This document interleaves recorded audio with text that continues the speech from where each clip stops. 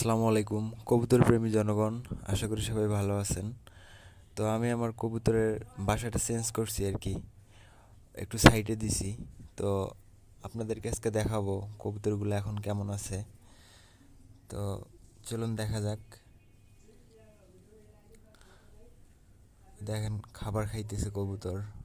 চলুন ভিতরে প্রবেশ করি। ভিতরে প্রবেশ করে দেখি কবুতরের অবস্থা কীরকম। সবাই সম্পূর্ণ ভিডিওটি দেখবেন, আশা করি অনেক ভালো লাগবে। তো ভিতরে প্রবেশ করার পর দেখতে পাচ্ছি আমাদের এই ঘিয়াচুল্লিয়ার কাগজির যে ক্রোচ জোড়ার বাচ্চা দুইটা এখানে খাবার খাইতেছে। তো মোটামুটি বড় হইছে দেখুন। তবে একটা কথা বলি, বাচ্চা দুইটা কেন জানি অনেক বোকাশোকা, মানে উড়ে কিন্তু ধরা যায় অনেক সহজেই, ঠিক আছে। এখন কেন যে এমন হয়েছে এখন এটা আমার জানা নাই। দেখতে পাচ্ছেন অনেক সহজেই ধরা দিতেছে কিন্তু, এই দেখেন, অথচ উড়ে বেড়ায়, ঠিক আছে, একা একা খাবার খায়। মাও মাঝে মাঝে খাবার খাওয়ায়, ওদের মা মাঝে মাঝে খাবার খাওয়াই দেয়, তবে একা একা খাইতে পারে আর কি। তবে একটু বোকাশোকা টাইপের হয়েছে আর কি। এটা হচ্ছে দ্বিতীয়বারের বাচ্চা জোড়া। প্রথমবারের বাচ্চা জোড়া অনেক, ওরাও এমন আর কি, মানে অনেক সহজেই ধরা যায়। তো অন্য কাউকে ধরা দেয় কিনা জানি না, তবে আমাকে অনেক সহজেই ধরা দেয় আর কি। তবে বাচ্চা দুইটার চেহারা মাশাআল্লাহ অনেক সুন্দর হয়েছে, এবং ওড়ার সিস্টেমটা অনেক ওদের সুন্দর, মানে অনেক সুন্দর ওড়ায় আর কি। তবে ধরা যায় আর কি, আমাকে অনেক সহজে ধরা যায়। যেমন যেমন দেশি কবুতরগুলো আছে, ওগুলা কিন্তু এখন নাই বর্তমানে, যখন আমি ঢুকছি ভয়ে কিন্তু পালাইছে। আর এগুলাকে কিন্তু অনেক সহজে ধরা যাইতেছে। আমি কবুতরের ঘরে ঢুকলে অন্যগুলা পালাই, কিন্তু এগুলাকে অনেক সহজেই ধরা যায়।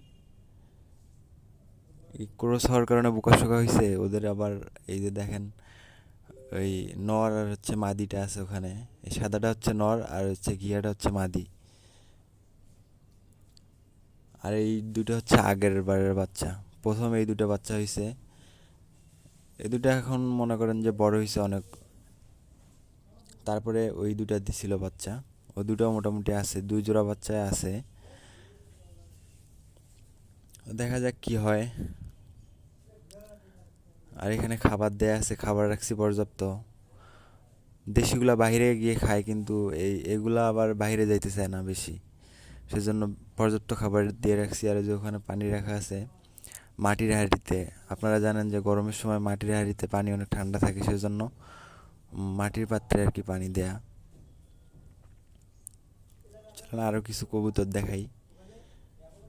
এখানে দেখতে পাচ্ছেন যে এই যে আমাদের মাদি সাহেব ডিমে তা দিতেছে, ডিম নিয়ে বসে আছে। আর উপরে